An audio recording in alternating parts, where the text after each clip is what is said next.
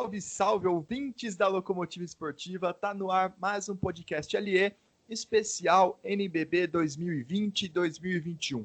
A equipe de hoje que a gente vai falar é o Campo Mourão, que ficou afastada por 2 temporadas do NBB e agora está de volta junto com o Caxias do Sul, que também retornou à elite nacional.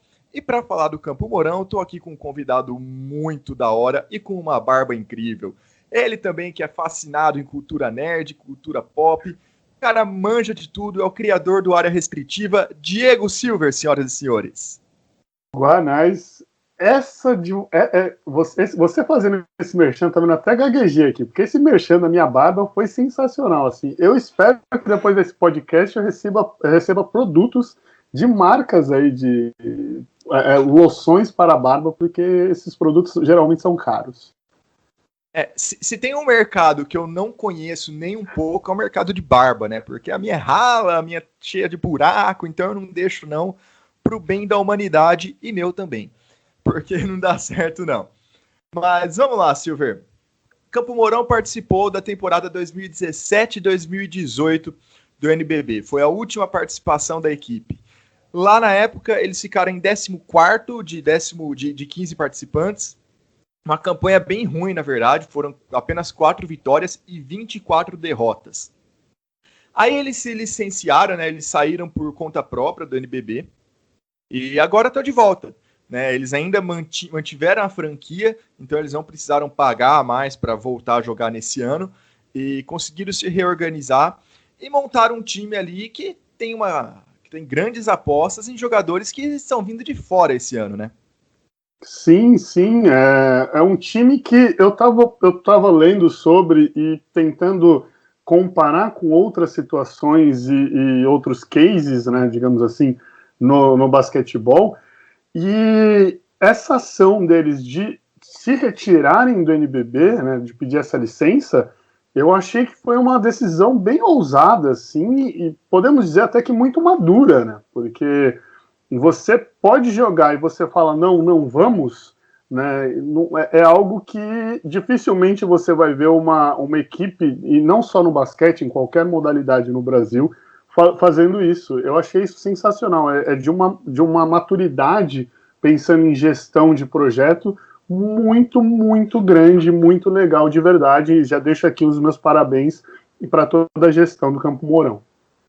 Sim, porque eles poderiam fazer aquela forcinha de não, vamos jogar, depois, mesmo se não tiver toda a verba necessária, a gente tenta arrumar no meio do caminho, mas a gente sabe que isso é uma receita para o desastre, né? A chance deles prorrogarem por uma temporada e depois nunca mais voltar também era possível, porque isso já aconteceu com outras equipes também. Então, realmente, foi maduro e foi muito responsável, e agora a gente tem aí de novo o Campo Mourão, e olha só, né, com 2 representantes do estado do Paraná, que também é muito legal, né, ter 2 representantes ali fora do eixo Rio-São Paulo no NBB.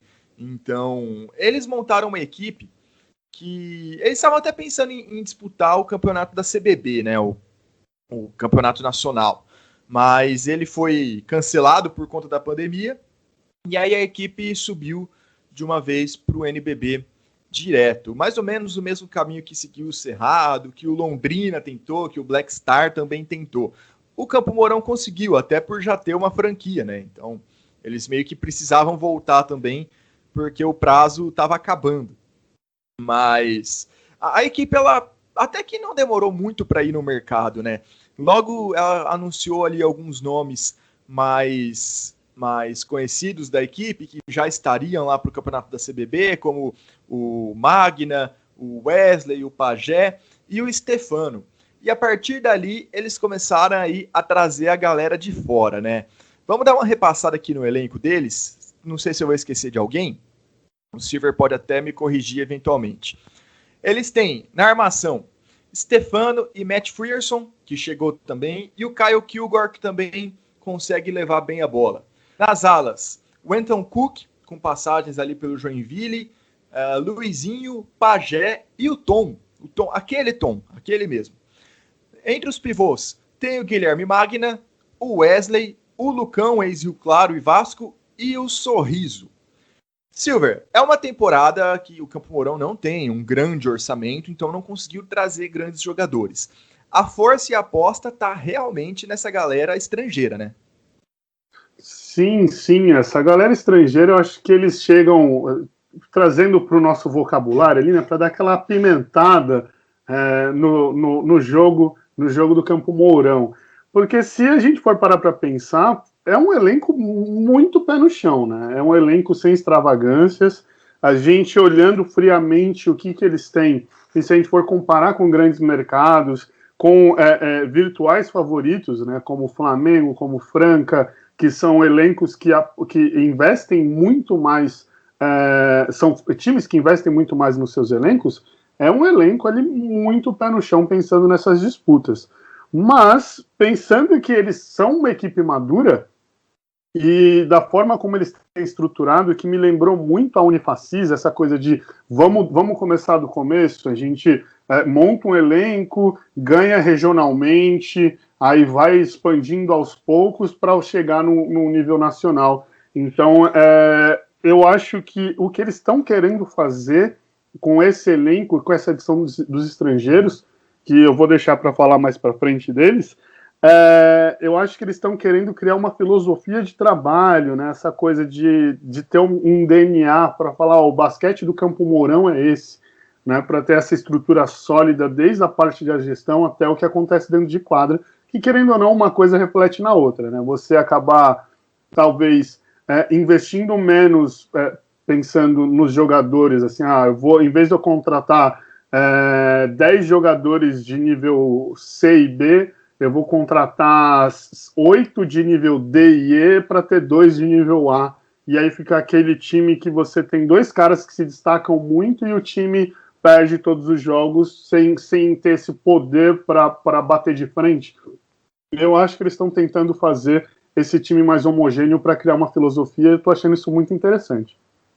Até porque o Campo Mourão já teve grandes jogadores da história do NBB já passaram por lá, né? Betinho teve uma passagem legal por lá, Cauê Verzola, o Brown também, estrangeiro, mandou muito bem por lá. Então, e todos eles foram comandados pelo Emerson de Souza, que está aí à frente do projeto novamente. Aliás, ele é basicamente a personificação do projeto de Campo Mourão, né? Ele, parte da diretoria ali, estavam nas outras passagens do time pelo NBB e seguem dessa vez. Isso também ajuda bastante nessa questão da identidade, né? O mesmo grupo, a mesma filosofia, o mesmo pensamento. Sim, isso é algo que o basquete ele tem e que eu acho sensacional pensando até em mercado de trabalho, né? Porque se a gente for pensar, sei lá, se a Locomotiva Esportiva tivesse o poder de patrocinar um time, beleza, claro que toda empresa vai pensar, tipo, eu quero tentar patrocinar o time que tem mais tempo de TV, né, mais tempo de exposição. Mas, hoje em dia, a gestão ela começa a pensar nos projetos mais sólidos, né? Porque onde você coloca a sua marca, querendo ou não, é espelho do que é a sua marca. E aí você tem um elenco, você tem uma empresa, um time que tenta criar uma filosofia de trabalho, que tenta ter um projeto sólido, um projeto pé no chão, sem extravagâncias, sem essas coisas assim, eu acho que é muito interessante. E eu vejo isso muito, muito no Campo Mourão e eu fico curioso até para como vai ser essa temporada. Porque se a gente for comparar com o Pato Basquete, são as duas menores cidades, pensando em sedes do NBB. E na temporada passada, o Pato Basquete ele tinha uma das melhores médias de público. Tudo bem que agora a gente vai jogar sem público, né? Mas a gente tinha uma das melhores médias de público no ginásio. Tinha lá os seus N patrocinadores e apoiadores, e o Campo Mourão ele é um projeto meio parecido, é uma cidade que sempre abraçou o basquete, e aí eu acho que muito reflete nessa filosofia, no trabalho do Emerson, na filosofia de toda a gestão do time, o que é algo de verdade, assim, que eu estou ficando muito curioso de ver, e como que eles vão organizar o elenco para seguir a temporada, por mais que seja uma temporada ainda muito, muito diferente do que a gente está acostumado a ver. Não, e a torcida ela sempre apoiou muito realmente, né? Os ginásios sempre lotados. E você mencionou o Pato ano passado estava entre as maiores rendas, né, de bilheteria do NBB também, batendo ali de frente com Franca, com Mogi, bem à frente do Bauru, por exemplo, de cidades tradicionais, também de torcidas que entendem que abraçam a equipe. E o Pato estava acima de todas essas em termos de receita.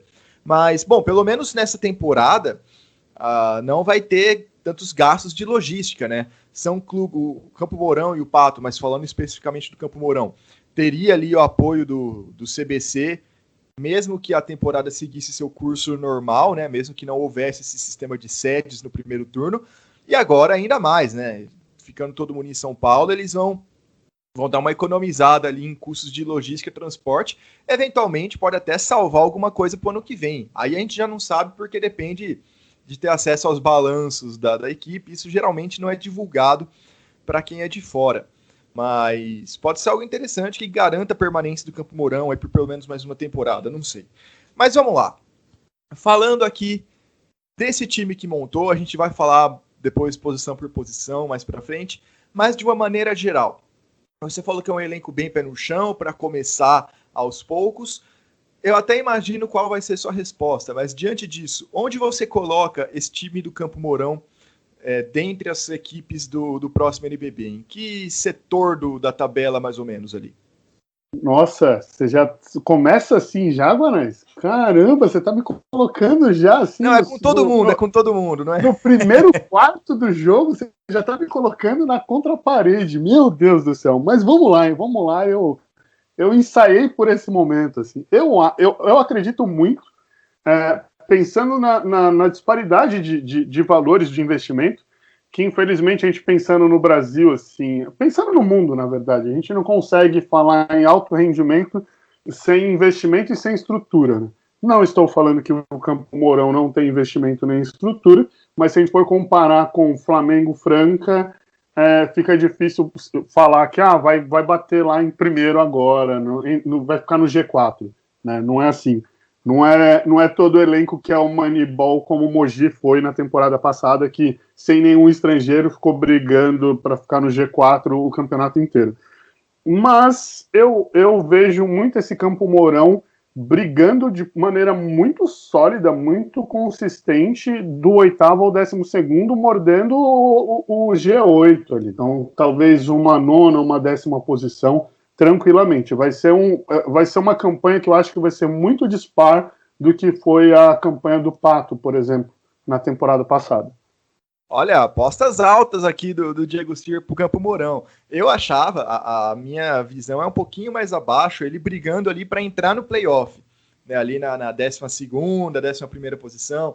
Era esse o teto do time nessa temporada. Mas, às vezes, pode ser diferente, até porque a gente até já trocava uma ideia antes de começar a gravação aqui, porque a gente não chega e grava só. A gente troca uma ideia antes, depois tem toda a negociação do contrato para ele participar do nosso podcast. Não é assim. Tem toda essa parte jurídica que a gente leva muito a sério. Mentira, é só uma cerveja que a gente paga depois. E produtos de barba. Aê, agora sim, por favor. No final do podcast eu vou passar meu endereço para que as marcas me enviem. Eu quero recebidos que não sejam recebidos pagos, por favor. Beleza. Bom, vamos lá então. Falando aí dos armadores, né? Os dois armadores natos do time são o Stefano e o Matt Frierson, não sei como pronuncia o nome dele, não troquei essa ideia com ninguém de Campo Mourão sobre isso ainda. Mas são os dois que ali devem ser os mais responsáveis por levar a bola do time. O Stefano a gente já conhece, né? Teve uma passagem por Bauru, e o Matt, você deu uma analisada bem legal nele. Conta aí pra gente. Cara, o Matt, eu vou falar para você, assim, ele vai chegar nesse NBB para ser aquele jogador que a gente vai falar, nossa, ele é um dos melhores armadores da liga. Esse é o nível, assim. Mas é claro que aí a gente tem outros excelentes armadores para colocar nessa conta, mas ele vai ser aquele armador que você vai falar, nossa, como que esse cara não tá jogando num outro time, pensando até em salários maiores, né? Quem sabe, querendo ou não, a pessoa vai pensar no futuro dela, pensando no pé de meio e tudo mais, né? Então, o Matt, ele tem um controle de bola absurdo, assim. Eu tava assistindo uns vídeos do Citadel Bulldogs, que é o time que ele jogou na NCAA. Ele jogava a primeira divisão da NCAA nos Estados Unidos. Então, a gente não tá falando de um cara que eles acharam numa Division 3, ou que o cara estava lá jogando CBA nos Estados Unidos. Não, ele estava jogando contra os times grandes, né? Então já é um outro nível de jogador pensando em experiência, e se a gente está falando de NCAA, a gente está falando de um jogador jovem. Mas ele tem um controle de bola que me lembrou muito ali em situações como o Jorginho, como o Iago, essa velocidade. Ele tem um step back que eu sei que muita gente vai comentar quando ele começar a fazer isso. Ele se movimenta muito para chutar dos 3 da zona morta, e em alguns momentos me lembrou o Duncan Robinson do Miami Heat. Então é um jogador que ele realmente vai chegar no NBB para ser aquele jogador que você vai falar, nossa, olha o que esse cara tá fazendo nesse time, meu Deus. E por isso que eu coloco o Campo Mourão ali brigando pro 9º, pro 10º, e muito eu já coloco o peso em cima do Matt Frierson. Eu acho que é Frierson, porque o Fryer me lembrou muito Air Fryer, então deve ser Frierson, não sei. Mas eu vejo muito o peso da campanha do Campo Mourão em cima desse cara, assim, olhando o elenco inteiro, assim, friamente. Eu procurei alguns vídeos, procurei alguns stats de outros jogadores, mas para mim ele é o que se destacou de longe. E ele é novo, né? Ele tem 22 anos ainda. Aliás, vai ser a primeira temporada dele numa equipe profissional, né? Vai ser o primeiro ano. Isso pode pesar um pouquinho contra, ou você acha que não? Que ele já tem banca para chegar e liderar essa equipe? Eu vejo que não, Lucas, por conta do Division 1, né? A gente está falando que ele jogava, por mais que seja um campeonato universitário, mas ele jogava os jogos que são aqueles jogos que você vai ter ginásio lotado, que você está defendendo, que talvez seja algo muito mais parecido com o que é o Campo Mourão, por exemplo, pensando nos times de cidade, né? Que você tem aquela comunidade que apoia o seu time. Nos jogos universitários, você tem nos Estados Unidos principalmente, você tem essa coisa, né, da cidade, da região apoiar a universidade. Então eu acredito que ele esteja já habituado em ser ofendido dentro de quadra ou em ser aclamado dentro de quadra por conta da pressão da torcida. E aí, se a gente for parar para pensar que ele vai jogar aqui sem torcida, eu acho que vai ficar muito mais fácil dele mostrar o que ele realmente pode fazer do que arredondar para baixo, né? Então acho que ele pode arredondar muito mais para cima do que para baixo, pensando na nossa atual situação.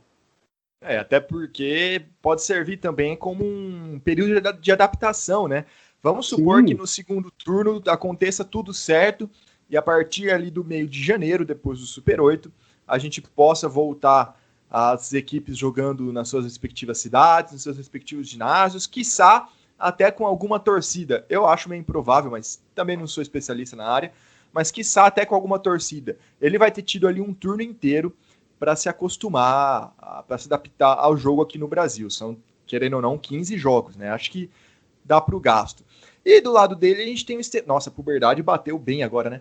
E do lado dele tem o Stefano, né? O Stefano foi contratado ali pelo Bauru Basquete quando ele era muito, muito jovem para jogar as categorias de base, era tido como uma grande promessa, mas ele deu o azar de chegar no profissional no auge do Bauru Basquete, né, com um elenco estrelado, e aí ele não teve tanto espaço. Ele teve atuações legais, né, eu até gostava, mas não dava, né, era muita gente muito qualificada ali, um dinheiro muito grande sendo investido, e acabou ficando um pouco sem espaço.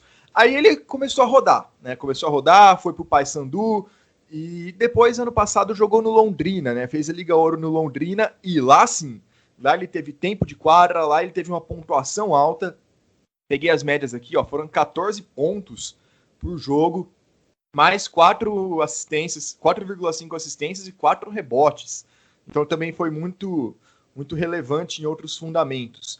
Essa acaba se tornando a grande chance dele na elite do basquete, né, no NBB, porque apesar de ter o match, eles vão jogar muito juntos, e o Stefano vai ter também um bom tempo de quadra, e a grande chance dele mostrar o que o Bauru Basquete imaginava que teria quando contratou lá com 14 anos no começo da década, né? O Stefano, ele para mim é a incógnita, e agora ele tem a chance da vida dele, que é como você colocou, assim, né? Ele vai jogar um NBB, Ele tentou jogar Liga Ouro, do Londrina. Por mais que ele tenha jogado NBB com o Bauru, e foi como você colocou muito bem aí, foi um Bauru estrelado ali, né? Era o Real Madrid do Bauru, assim, que inclusive jogou contra o Real Madrid em São Paulo. O cara é campeão do NBB, mas você não consegue colocar que isso é o peso da carreira dele, né? Mas talvez agora, pensando em como vai jogar, e eu estava olhando o elenco antes para pensar ali, nossa, é um elenco baixo, um elenco alto, para conseguir tentar entender o que eles querem. Eu vejo muito esses dois jogadores em ação ao mesmo tempo, por ser um jogador que tem uma qualidade de passe, né? Se a gente for pensar em escola argentina de basquete, por mais que ele tenha vindo para o Bauru muito cedo, e um jogador que jogou nos Estados Unidos, que tem essa coisa mais do isolation, mais de conseguir criar situações de 1 contra 1 para desequilibrar em cima de dobras. Então é uma soma bem arroz e feijão, assim, sabe? Eu acho, mas pensando no Stefano, ele vai ter agora a chance da vida dele para falar, tipo, me consolidei como jogador, eu joguei naquele Bauru, mas isso é o que eu poderia ter feito. Sim, eu acho que é por aí também. E ele é muita gente boa, né? Eu gosto bastante. A família dele, o pai dele tá sempre acompanhando, mandando mensagem também. Eu acho bem legal. Tomara que consiga se provar na elite nessa temporada. Bom, passando aí para os alas, né? A gente falou. Tem o Anton Cook, que teve passagem legal pelo Joinville, pela Liga Sorocabana. É um cara pontuador, que faz ali seus 14, 15 pontos por jogo, né? Ele teve médias semelhantes a isso nas outras passagens dele pelo Brasil. Tava ali na Europa, era na Finlândia, salvo engano, que ele estava, antes de voltar para o Campo Mourão. Tem o Luizinho, o Pajé e o Tom, que são 3 jogadores muito experientes, também de muita rodagem aqui no Brasil. E o Kyle Kilgore. O Kyle, ele chegou recentemente, né? Ele pegou a vaga que era do Anthony Harris, que era mais um jovem ali, ala pivô, que o Campo Mourão tinha contratado e acabou dispensando. E chegou o Kyle. Ele é americano, ele tem ali 26 anos, salvo engano, 27 anos, perdão, e estava na Romênia. Tem 2,1 metros, é um cara alto também, que pode usar bastante essa questão do atleticismo para dar ali um gás diferente, jogando ali entre a 3 e a 4 e reforçar essa posição, né? Já que como a armação e a ala com os estrangeiros, né? O Stefano, o Matt e o Cook estão mais calçadas, falta alguém ali de maior calibre para jogar ali embaixo, né? Sim, e isso acho que ainda é peso em cima da armação, né? Eu estava olhando, na hora que eu estava olhando as estaturas, as idades, é um elenco ele é um elenco teoricamente médio-alto, né? Porque o jogador mais baixo ele tem 1,90, salvo engano, aqui. Que eu não encontrei a altura do Stefano. Mas é um elenco alto, né? Digamos assim. E você ter aí uns armadores que conseguem desequilibrar com a bola na mão, pensando que o Matt ele pode espaçar a quadra aqui. Olha só, que já subiu aqui para mim informações ao vivo aqui, em tempo real aqui. Stefano tem 1,85, então Stefano seria o mais baixo. Mas aí a gente pensando nessa dupla de armação, espaçando a quadra ou criando situações de equilíbrio em cima da bola, você abre muito espaço para esses jogadores grandes, para as alas principalmente, poder infiltrar e conseguir espaço lá dentro de quadra. Eu acho que talvez aí a gente tenha os melhores momentos, provavelmente os momentos mais highlights de Campo Mourão. Justamente. E depois, para fechar ali nos pivôs, a gente tem o Guilherme Magna, o Wesley, o Sorriso e o Lucão. Desses 4, o Lucão é o que mais se destacou recentemente no NBB. Né? Ele teve ali uma passagem muito legal pelo Vasco, que inclusive ele até jogou com o Lucas Mariano, então ficou 2 Lucão no time. E depois foi para o Rio Claro. Não teve tanto espaço assim, porque o Gerson estava numa temporada ridícula ano passado. Tava muito bem, mas ele, a meu ver, ele é o melhor pivô, é o pivô de mais qualidade, ou pelo menos mais destaque recente nesse time. O Lucas, acho que é o cara que vai ser. Eu costumava falar para as minhas equipes assim que eu sempre precisava de um jogador dono da casa, assim, que é aquele cara que vai chegar e vai falar para tirar a toalha de cima da cama, para fechar a porta do armário, que é a pessoa que vai realmente organizar toda a bagunça, né? E aí eu vejo o Lucão como sendo esse cara, né? Ele vai ser aquela liderança vocal que a gente costuma falar nesse momento, talvez seja o termo mais utilizado depois do novo normal, né? O Lucão ele vai ser a liderança vocal do Campo Mourão dentro de quadra, por conta da experiência, por conta das combinações que ele já teve entre Vasco e Rio Claro, pensando no que ele pode produzir, realmente, assim, pensando nos homens grandes e até nos homens médios, ali, se a gente for colocar os alas nessa conta, o Lucão ele tem o maior poder de decisão dentro de todos os nomes que a gente já citou aqui. Eu tô nessa linha também. E eu acabei esquecendo de mencionar, o Campo Mourão é a equipe que vai fazer a estreia no NBB, né? Vai fazer a primeira partida da temporada, será Campo Mourão e Basquete Cearense no dia 10 de novembro, às 17 horas, no Maracanãzinho. Então, esses primeiros jogos ali do Campo Mourão serão no Rio de Janeiro, né? Ele vai fazer, são 3 jogos, se não me engano, no Rio de Janeiro, isso. E depois, na segunda semana, ele já vai ali para São Paulo e região metropolitana, vai jogar no Hugo Ramos a maior parte dos seus outros jogos. Bom, Silver, eu queria aproveitar esse momento agora, já estamos aí com meia hora de podcast, não sei se tem muita gente nos ouvindo ainda, mas eu queria fazer uma curiosidade aqui de Campo Mourão, que eles estão divulgando produtos, né, produtos oficiais da equipe no seu Instagram. Eu não sei se você reparou que na publicação deles vendendo um boné, a logo do NBB tá meio diferente, eu não sei se você viu isso. Opa, já vou abrir agora aqui para olhar, mas aí você falando produtos, eu já estava imaginando que tinham produtos para a barba. Não, ainda não. Ó, fica a dica aí, Campo. Lance produtos para a barba para o Silver. Então, se vocês repararem lá no Instagram do Campo Mourão, na publicação deles vendendo o boné, vocês vão ver que a logo do boné do NBB tem ali um personagem diferente do Robert Day na logo, de amarelo. E esse personagem é ninguém mais, ninguém menos que Guilherme Maia. Vou contar uma historinha para vocês aqui, uma curiosidade dos bastidores do último Jogo das Estrelas que foi disputado em Franca.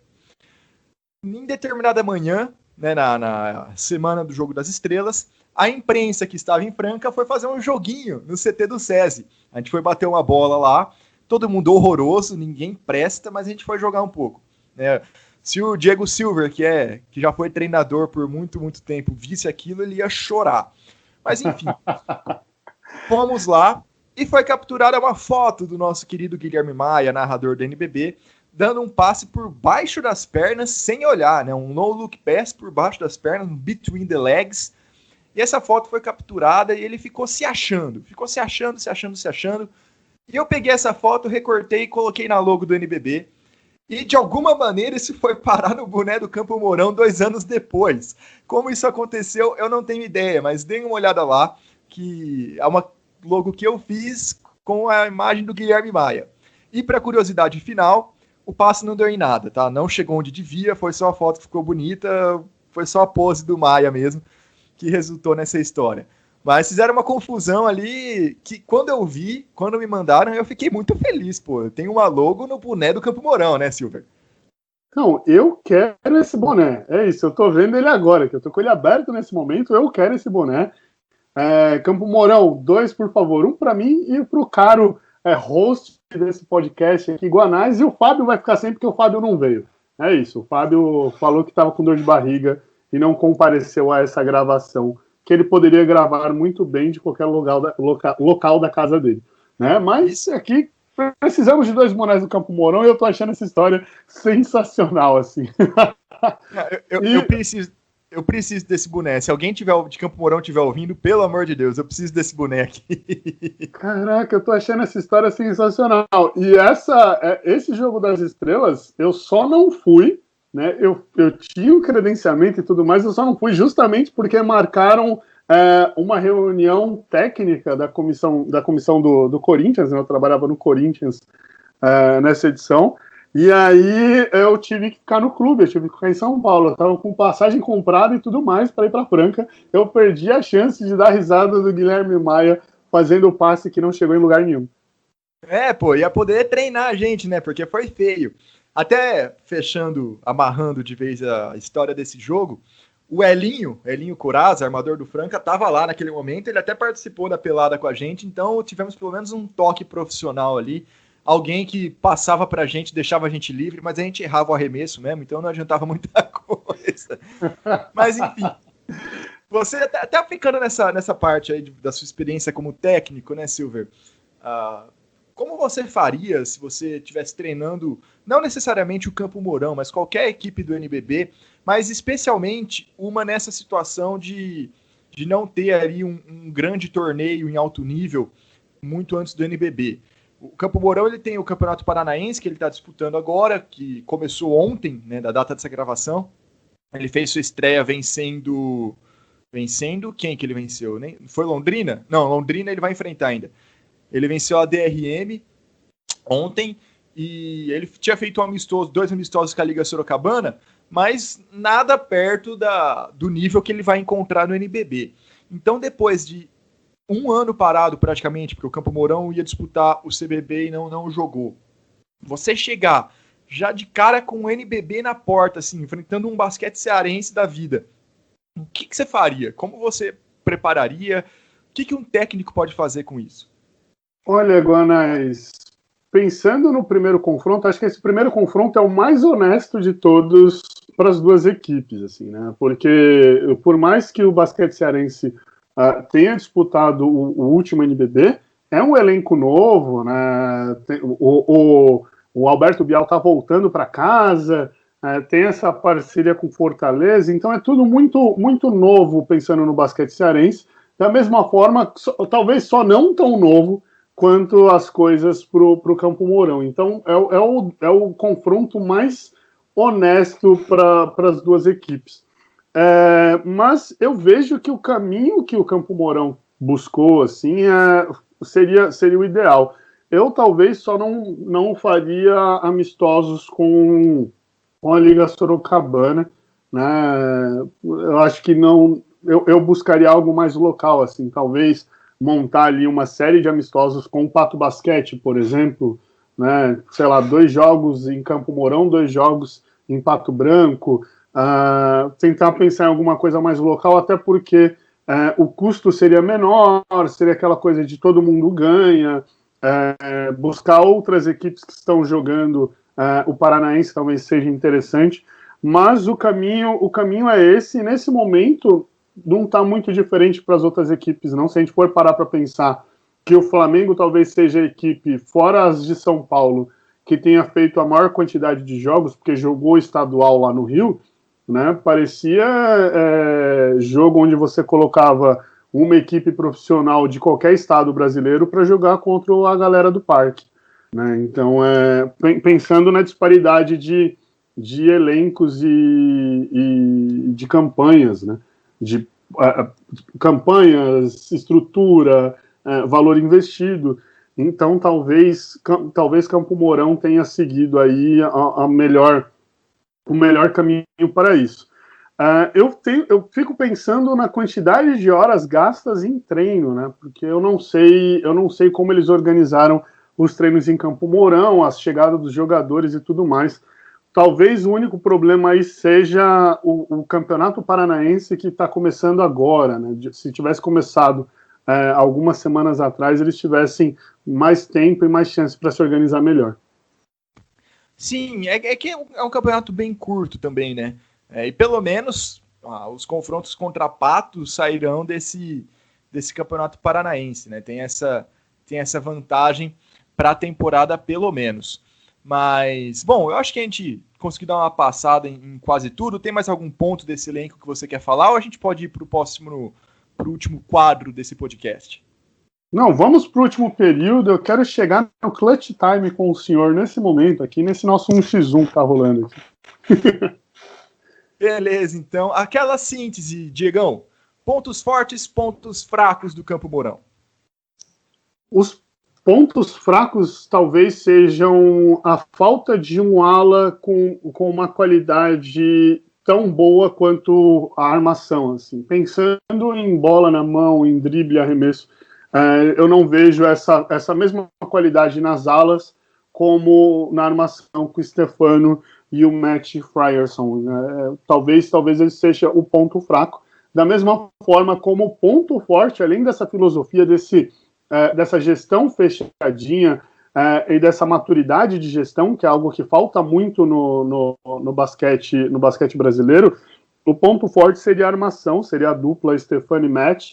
A gente pode ver grandes situações, grandes momentos de highlight do Campo Mourão, pensando nessa dupla. E eu queria colocar aqui só uma menção honrosa aí para ponto fraco, e eu acho que isso é ponto fraco de maneira geral, que era algo que a gente estava conversando ali no nosso aquecimento, né, quando a gente estava arremessando as bolas para fazer os videozinhos que vão pro TikTok, né? A gente estava falando da ausência de comunicação nos times, assim, né? E isso talvez é algo que a gente tenha que colocar como ponto fraco em vários elencos, em várias gestões.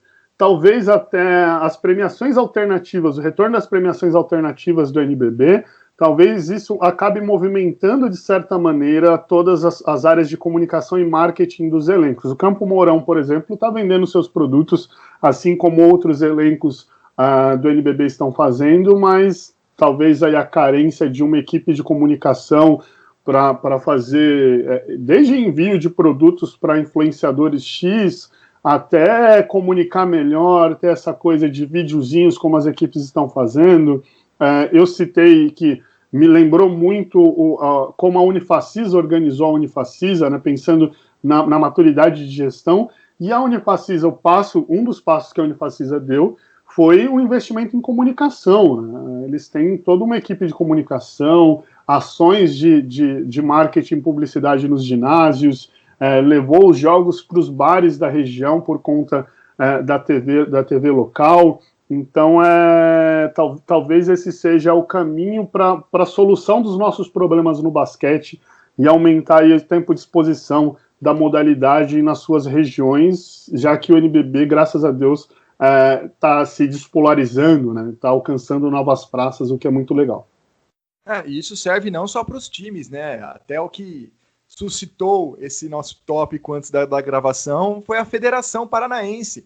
A gente tentava pegar dados do Campeonato Paranaense, resultados, estatísticas, e simplesmente não tem. Né? Já tivemos ali uma rodada completa, a gente já teve Pato Branco jogando, já teve o Campo Mourão jogando, e simplesmente você não tem registro, você não acha nada. Então, as federações também não se ajudam, via de regra. Claro que tem exceções, mas via de regra elas também não se ajudam nesse sentido, né?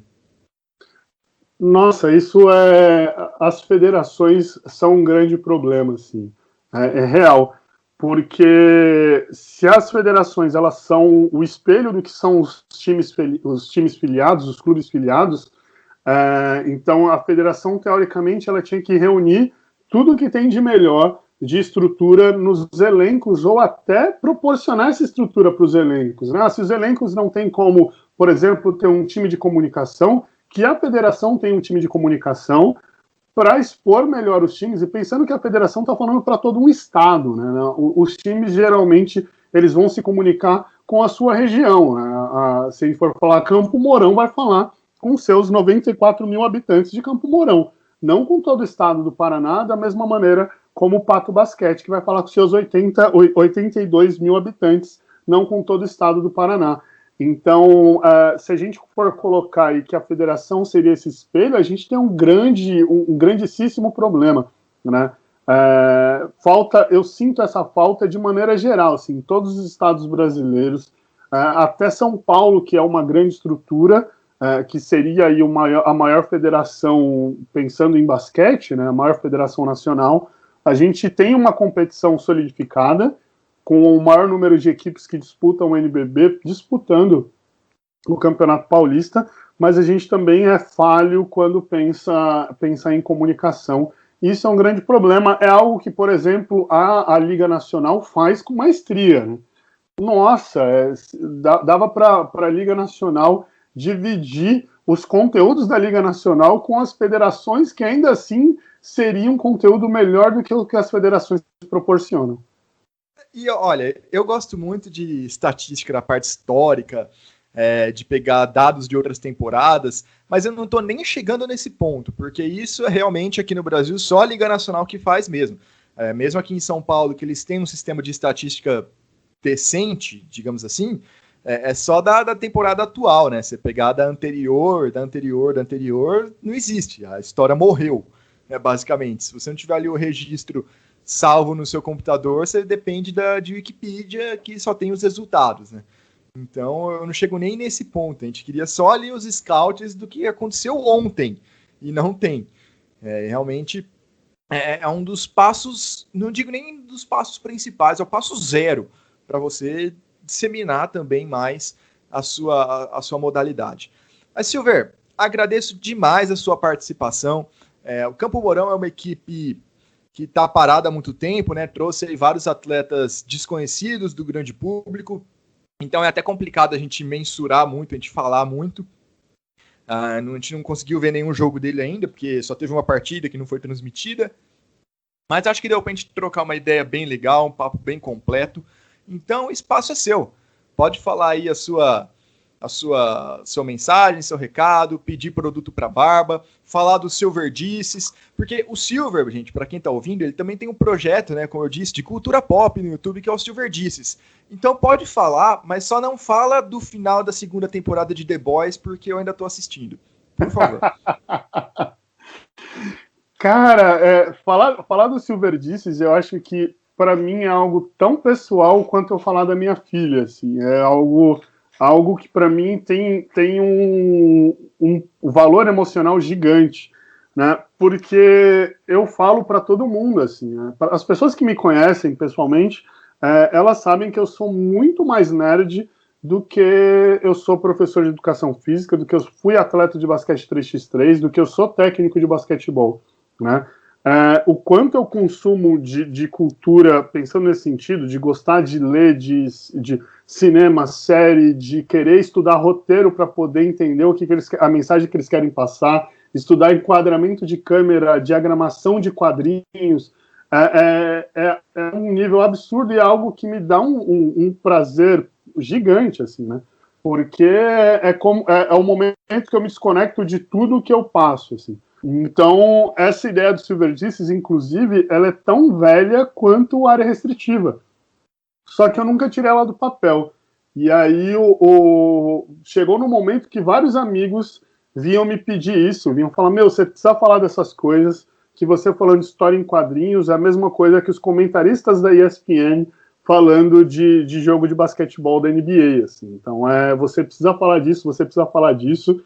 E aí eu consegui tirar do papel, a gente tem aí já 10 episódios publicados do Silverdices, 5 no IGTV, que eu publico vídeo no IGTV toda terça-feira, 5 no YouTube, que eu publico no YouTube toda quinta-feira, e eu acabei calhando de falar muito de The Boys, porque The Boys, eu comecei a soltar quando The Boys estava passando a sua segunda temporada, e aí como eles fizeram nessa temporada de soltar semana a semana, eu assisti, ficava com as coisas na cabeça, e eu leio os quadrinhos, e eu fiquei, meu Deus, né? Aí o último episódio eu fiz falando de Lovecraft Country, a pedido, inclusive, da Ana Caroline, do NBA das Minas. Ela me mandou uma mensagem no WhatsApp, falou, você assistiu, você precisa falar disso. Né? É muito legal. No IGTV dessa semana eu falei de um mangá de basquete que é nacional. Que inclusive eu sou um dos personagens do mangá, né? Eu achei isso demais, assim, é um cara que ele tá contando uma história e ele pegou 9 pessoas que realmente existem e que militam no basquetebol e elas são personagens dentro dessa história, assim, né? E aí eu tenho lá, eu sou um arremessador, eu sou um shooter, né? Eles chamam de sniper no quadrinhos, do Pirates, que é um time de São Paulo. Então é muito, muito legal. E aí o Silverdices é isso. Fora isso, tem no área restritiva, e aí eu vou falar com empolgação, sim, porque no área restritiva teremos a estreia do Lucas Guanais. Aí é um cara sensacional. Não sei se você conhece, Lucas. é uma pessoa, é uma gente boníssima, ele manja muito de NBB. A gente já alinhou, ele vai soltar um texto toda segunda-feira lá no Área, nessa parceria muito louca de Área e Locomotiva Esportiva, que também é um portal, né, um site de notícias esportivas, não só de basquetebol, muito legal, Lucas. Eu não sei se você já chegou a ler, é muito bacana, assim, tem pessoas ali, inclusive o Fábio, que é uma pessoa que também muito querida, que me mandou altas mensagens essa semana, zoando você, né, mas tudo bem, a gente deixa isso para um outro momento. Mas é isso, meu querido. Tá certo. Depois dessa, eu vou até encerrar.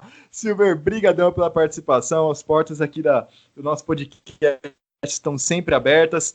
Lembrando, também, siga a Locomotiva Esportiva nas redes sociais, Twitter, Facebook e Instagram. Se você estiver no YouTube ouvindo o nosso podcast, não se esqueça de dar o seu like, se inscrever no canal também. Se estiver nas plataformas de podcast da vida, façam o que elas exigirem, se inscrevam, registrem, o que a plataforma pedir, vocês façam, porque a gente está fazendo podcast todos os dias sobre as 16 equipes do NBB, e amanhã, você que está ouvindo isso aqui na data do lançamento, amanhã vai ter podcast sobre Caxias do Sul, também com convidado, vai ser também bem legal. Caxias também promete nessa temporada. E por fim, não podia deixar de falar e passar o chapéu aqui, abrimos nossa carteira no PicPay para doações. Então procura lá, Locomotiva _ Esportiva no PicPay. Se você tiver qualquer valor que você topar doar para a gente, tiver disponibilidade e gostar do nosso conteúdo, nos ajude a seguir com o projeto. Quem sabe a gente não consegue fazer algumas coisas novas durante a temporada do NBB, que já promete ser histórica. Então, é isso, galera. Muito obrigado, Silver, de novo. Muito obrigado ao Fábio também, que falou que ia vir e não veio nesse. Antes de você encerrar, desculpa te cortar, porque eu estava esperando esse momento, que eu queria que você falasse sobre isso, né? E já vou aproveitar e vou falar uma outra coisa da Locomotiva.